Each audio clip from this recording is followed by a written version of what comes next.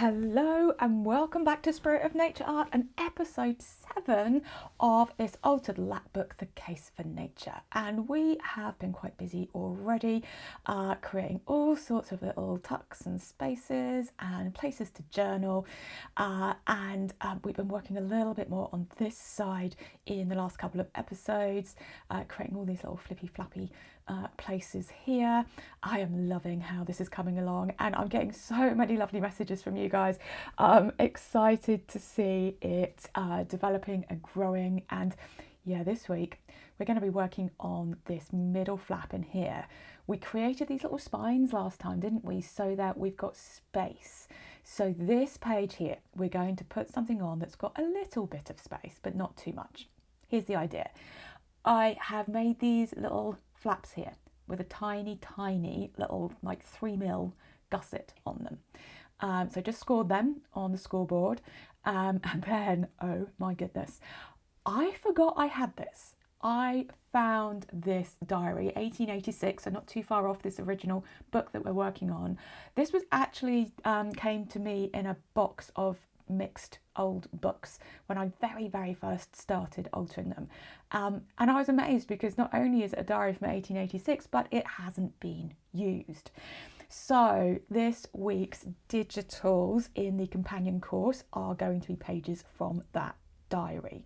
So the companion course, if you haven't checked it out, head on over to my website. It's a one-off payment of £6.98, and every episode I am adding more digitals. There will also be some extra bonus videos coming up as well, but as well as the new digitals from this week, we're going to be using some of the old ones as well.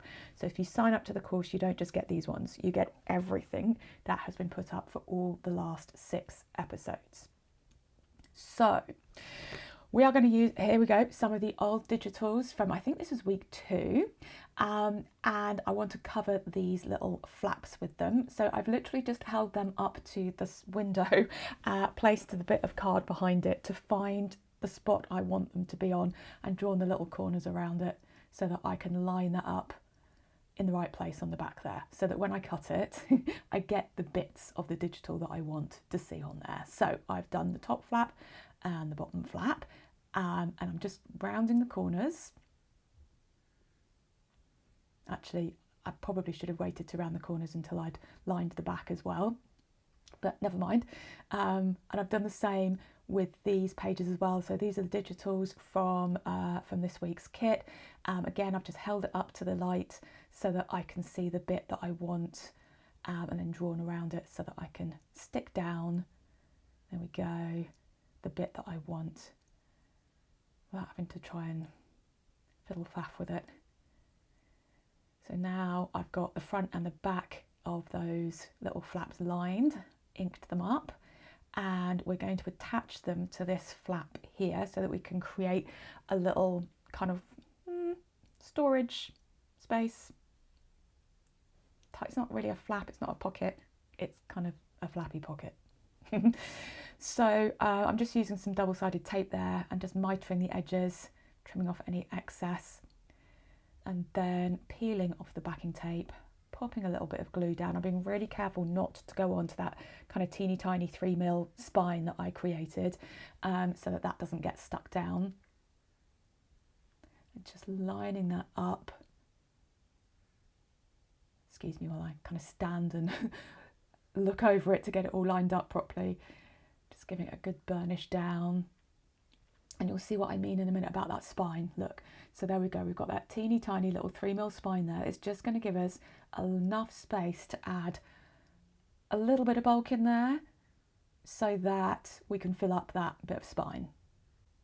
So just using one of the diary pages here to line the back of that section.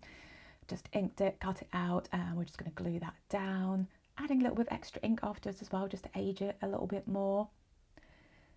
And now this is one of the digitals, again I think from week 2, which I have lined with tea dye paper, and then there's these kind of 3 fold lines that are kind of on there from the original documents. These are the original documents from the new old house that we bought.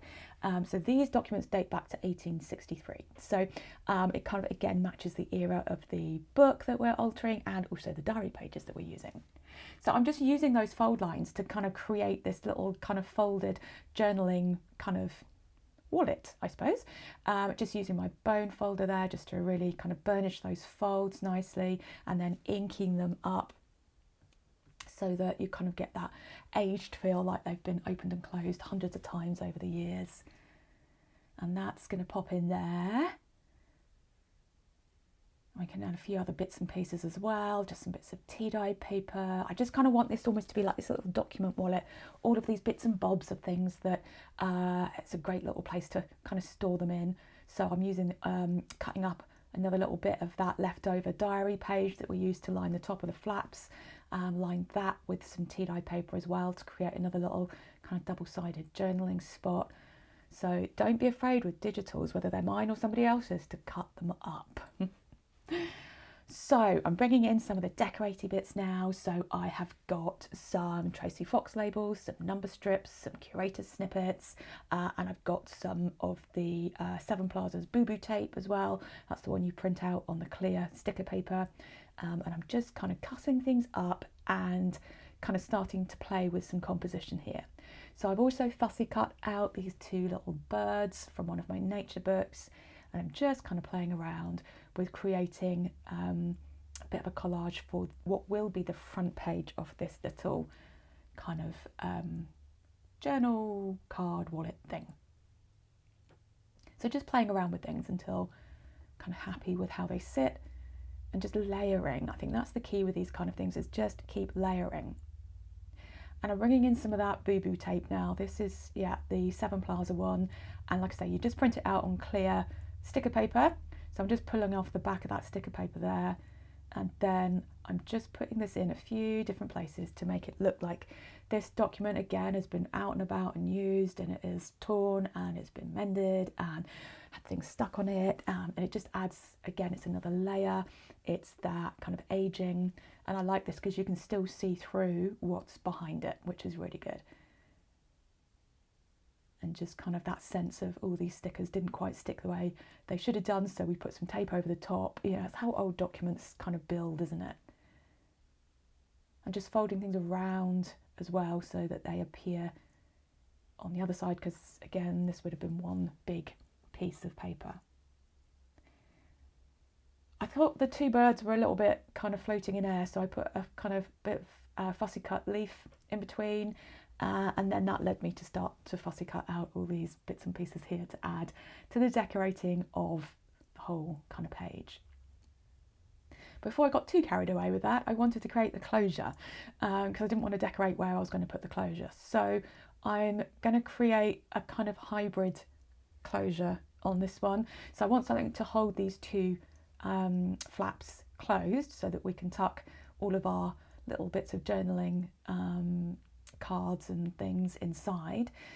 So I'm just cutting out, using my hole punch, a couple of bits of leftover Tim Holtz backdrop from one of the other pages we did, inking that up. I've also put a little bit of offcut of the paper that we used from the old documents on the top of it. So just layering it up until it's nice and thick and sturdy, and then placing, I haven't closed that eyelet up yet. I've just made the hole, popped the eyelet in, and I'm going to close it up once it goes through this flap as well. So I'm just marking the middle section and creating another hole there so that when I'm ready, I can put the eyelet through there and close the whole thing up together. But I want to create the bit on the bottom flap as well. So I'm trying to decide first of all what string to use. I think we used this turquoise kind of teal string earlier on in episode 1 or 2, I think. So I thought we'd bring this in again.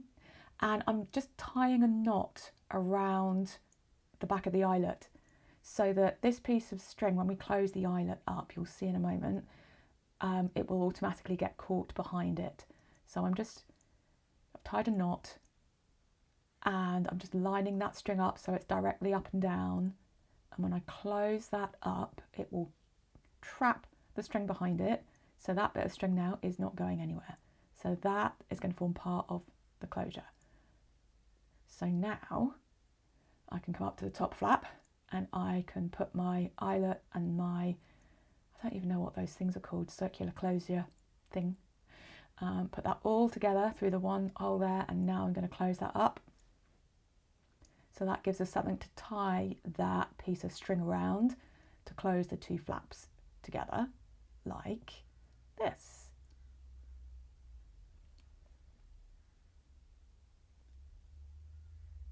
So quite often you need to wrap it around a few times and wiggle it a little bit just to soften it until it's happy. And then snipping off this bit here, and I don't want it just floating in midair, so I've got a couple of these round Tracy Fox labels here that I'm going to cut out. Just putting glue on the back of one. You just find a little bit of scrap paper here. Here we go. I'm going to place that bit of string, another little fiddly task, place that bit of string in the middle there, and then glue the other one over the top, holding the bit of string in the middle, so that the bit of string gets trapped between those two pieces of card, so that we can ink it up, and we now have like a little kind of end piece to grab hold of when we are unraveling our closure. And I'm going to do something similar with that extra bit of string down the bottom there.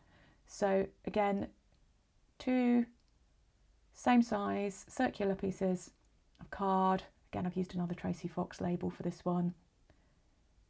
Inked it up. But this one I don't want it dangling around because it's not functional. I actually want to kind of stick it down to the page, but we still get that nice little bit of string as part of the decorating detail. So let's look at all this together. Look, we can see now how we filled up all of this space. So we've not got much space left for any more decorating in here. So it's going to be mostly journal pages. So this is what we have got. We've got these lovely two flaps with this closure here. And each of those flaps opens, and we have got part of the diary page on the top and bottom, and more diary page behind it. I've done a little bit of stamping as well, using that same stamp that we've used previously. And here are the little journaling cards that I've made using those old documents. So I have done a little bit more decorating, and I've created another little bit of offcut. So I've created another little journal card there, which can just kind of slide on the top there. I might do some more decorating as well. Another little one here. Again, just different ways to use the same piece of digital. And then we've also got a journaling card made from some of the diary page, got some tea dye paper here, and these two beautiful book plates that I can't even remember which book they came from, but I just found them in my stash and I thought they would be perfect to go in here. So another page done. I think that's most of the kind of, well, I think that's all of the bulky stuff that we can have on this side of the book, because I don't think we've got that much more space left. So, oh my gosh, we have done so much. I just love how this is looking. I can't wait for the next one. So, if you haven't already joined the companion course, here are all the details. Head over to the website, spiritofnatureart.co.uk. It is the first thing on the first page of the website. So just scroll down beneath the welcome message and you'll see it straight there. And as I said, it's a one-off payment. You sign up for that course, you get all of the previous 6 weeks worth of digitals, and you'll get everything that comes afterwards as well. Lifetime access. You just go and sign into your section of the website and find it there. If you are already part of the digital companion course, head over there now and you will see those new digitals in episode 7 section. So I will look forward to seeing you in the next episode very soon.